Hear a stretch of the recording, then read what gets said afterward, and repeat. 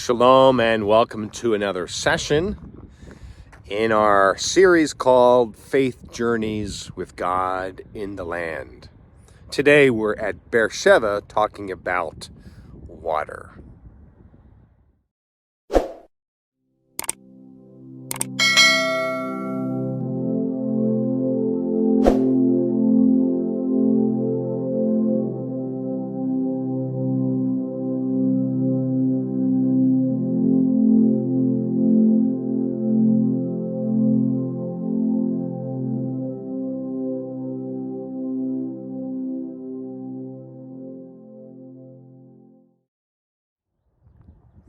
Well, shalom and welcome to Beersheba.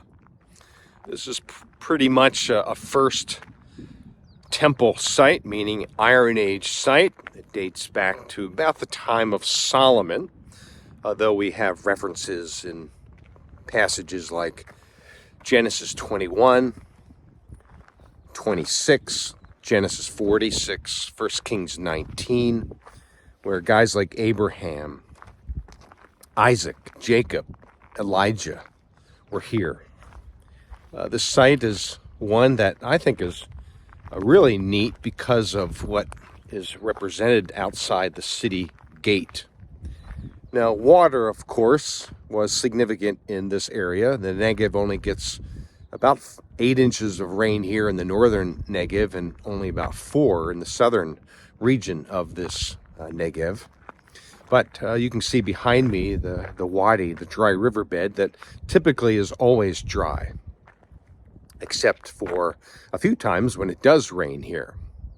Maybe Psalm 126 verse 4 talks about the streams or the water courses of the Negev. Perhaps that's a reference to some of the flash floods that occur once in a while here in the Negev. In fact, one just took place a couple weeks ago.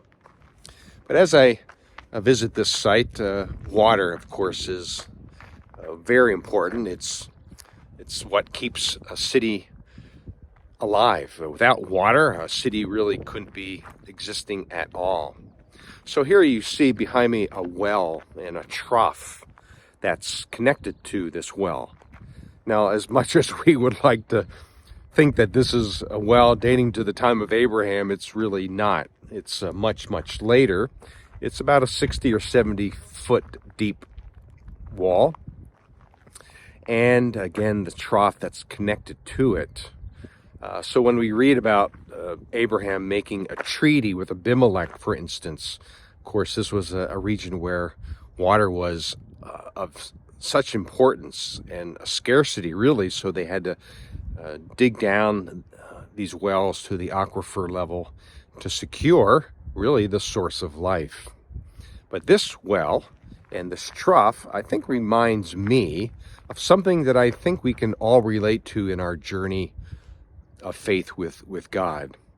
So if you were a shepherd and a good shepherd, you would, of course, bring your sheep and your goats, your flocks to this well, and with a bucket and a long rope in this case, you would drop your bucket into the well and then fill this trough with water. And of course, as long as your flocks were thirsty, you would continue this process. You would never end it. You would continue to draw water and then fill the trough with water so that your sheep and your goat would be having, of course, enough water to survive themselves.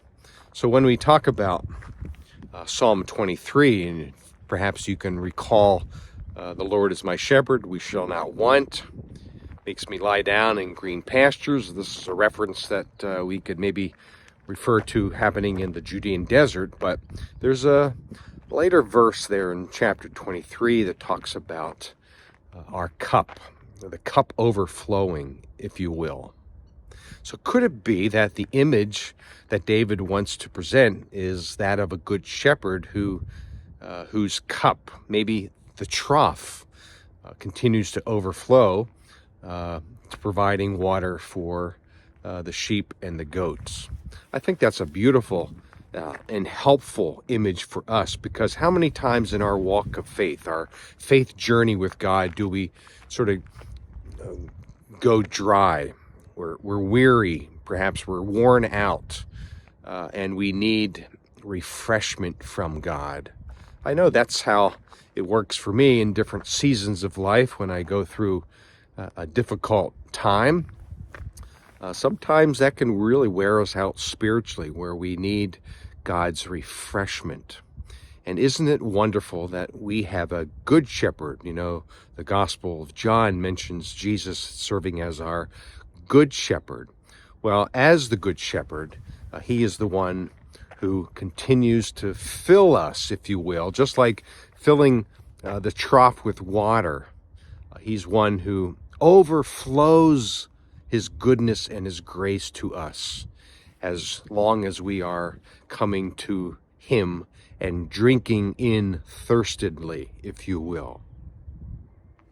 Sometimes we don't come to God, and that's not a good place to be in our faith journey, where we end up spiritually dry, and yet we don't come to the only source in our spiritual walk that can replenish our dryness, if you will. Those seasons of life that are difficult and perhaps taking us away from a close relationship with God.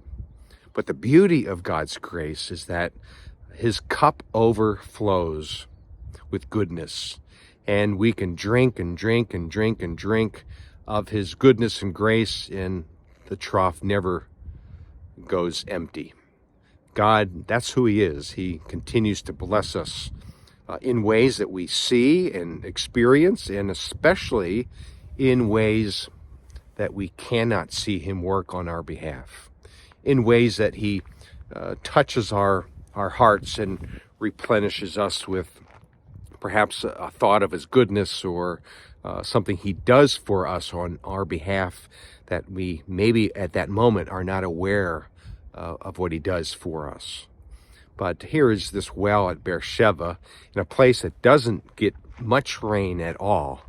And yet we can rejoice that in our faith journey with God, he is one who invites us to come to the well and drink in his goodness and grace. So this is the life lesson here at Beersheba on this beautiful morning here in the biblical Negev. Be encouraged today, and until next time, shalom.